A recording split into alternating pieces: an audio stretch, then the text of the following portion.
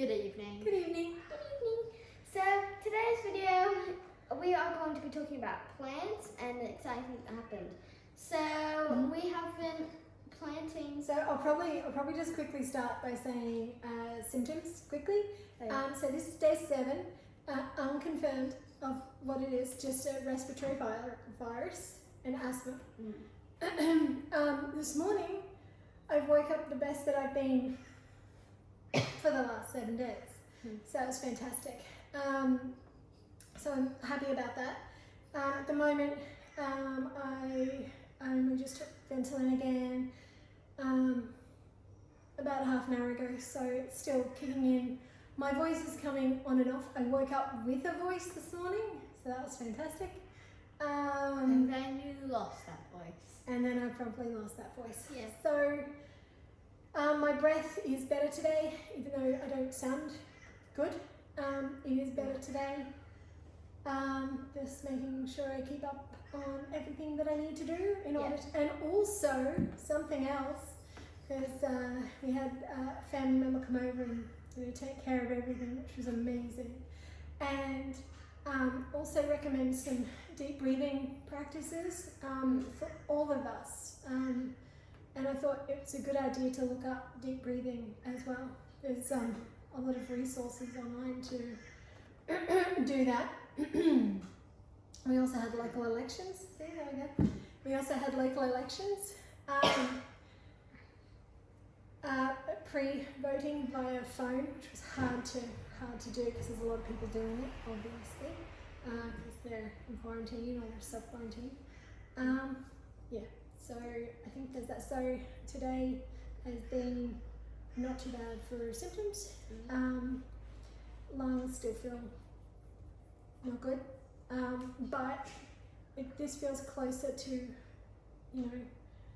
a normal, really sick thing as opposed to what was going on the last few days. So this feels manageable. So I feel like hopefully I'm just on the recovery end of it now. But if I'm not, or if I am, just keep doing what you've got to do anyway, and self-isolate. Yeah.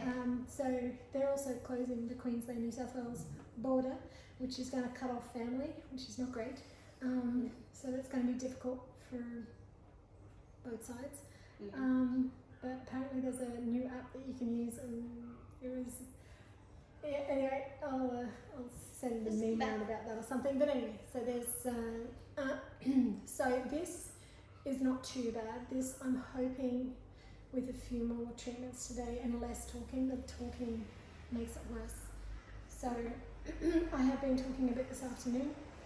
So now I am done, and now the girl's going to take over. Okay, so do you want to say the next topic? We planted a whole bunch of stuff.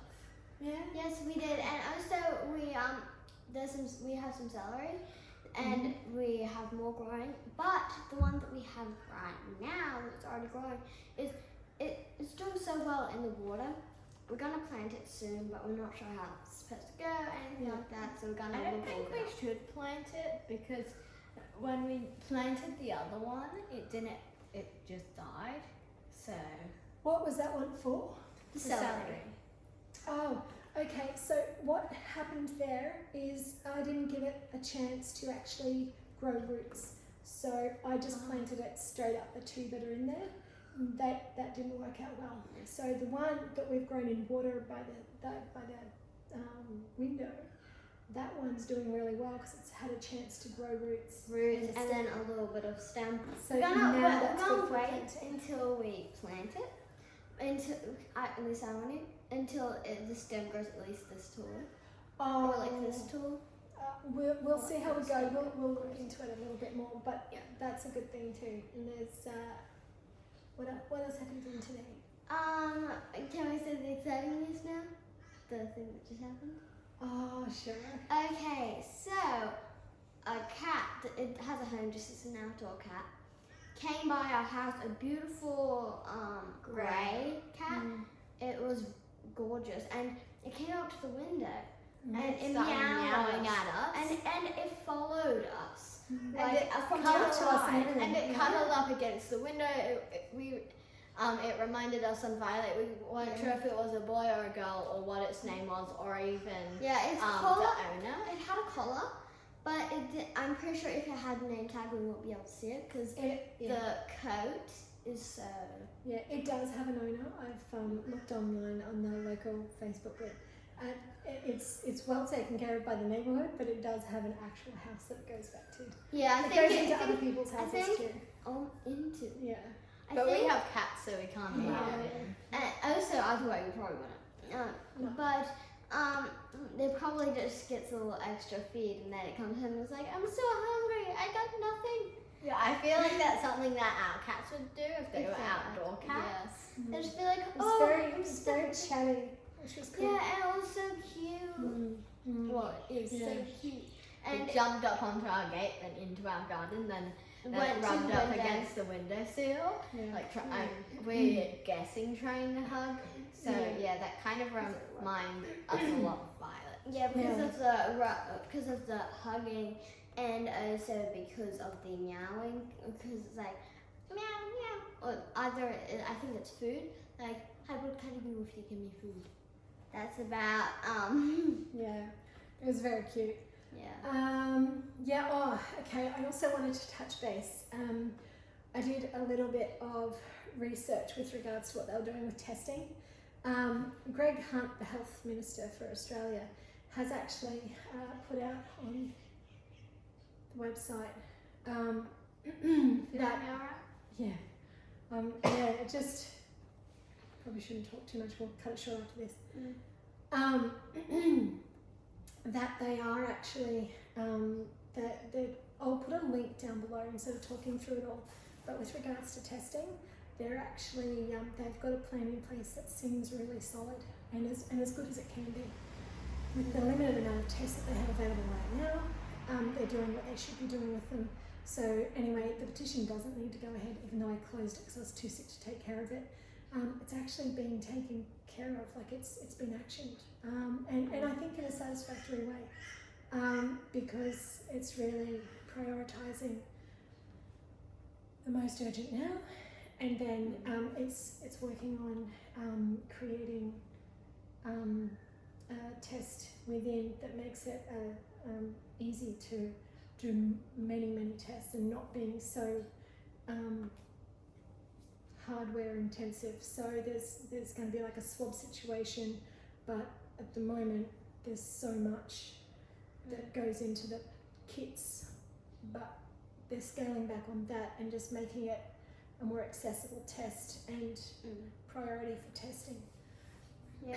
So that was fantastic. They are also looking into, or have done, I don't have the clear thing, but I'm going to have the actual official Australian website up there for Australian health part. They can not backdate, but they can do tests that also tell you if you've had coronavirus. So I think that would be good to know in the months going forward. I don't necessarily think it's urgent for now because we're doing everything we'd need to do even if we did have it.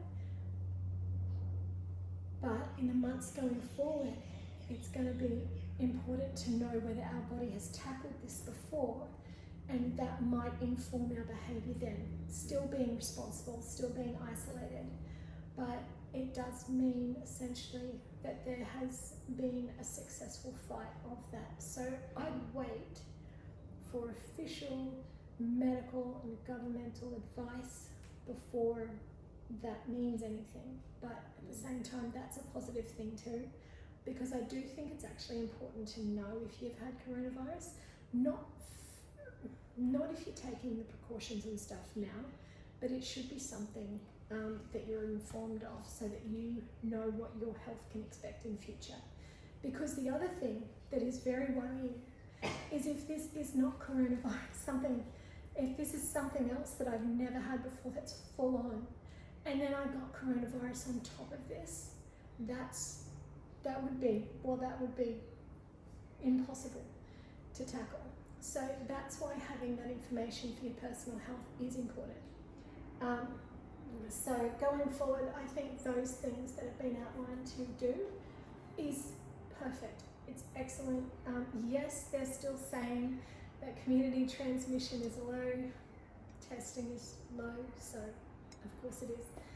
And when it comes to them saying that they're feeling positive about the fact that only 0.7% tested positive out of everyone they've tested, the difference is they're testing everyone who's come in that's travelled. What they're not doing is testing everyone who's symptomatic. So I think that stat, again, that can make them feel reassured, but it isn't reassuring because it's an incomplete stat. So yeah, anyway, that's all the information that I've found out tackled today. Not literally. Not literally. There's been other stuff. You can't tackle your laptop. I cannot tackle much right now. But yeah, so there we go. I do get moments where I actually get my voice back, but I just need to stop talking. But anyway, so I am, even though I may not sound it, and I'm definitely not 100%, today I woke up feeling a lot better than What any percent other day. are you? My breathing now is a bit of a 4. No, I'm talking about out of 100.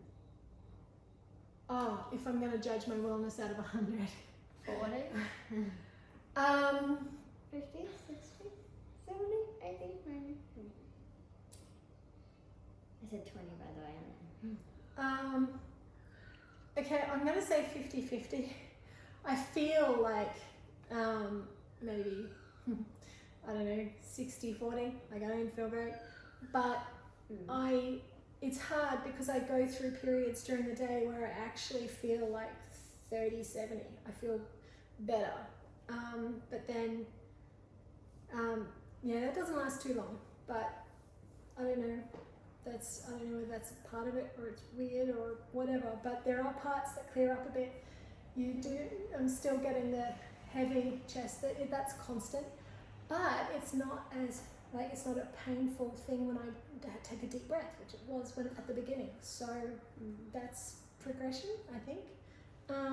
So I don't know, it's hard to score because sometimes I do feel better. And then sometimes, like now, it just happened to be the wrong time because I have lost my voice again. Now is the wrong time, but yeah, anyway. So today is a better day than yesterday, even if I sound like I'm as bad as yesterday. Yeah, and I think that's it. Yeah. Awesome. Make sure you like and subscribe and click the notifications bar to receive all notifications. We also have an Instagram and Twitter. Yeah, and feel free to share on all the socials. Te veo en la mañana. Te veo en la mañana. Oh, and welcome to Wild Hair Day to help the headache.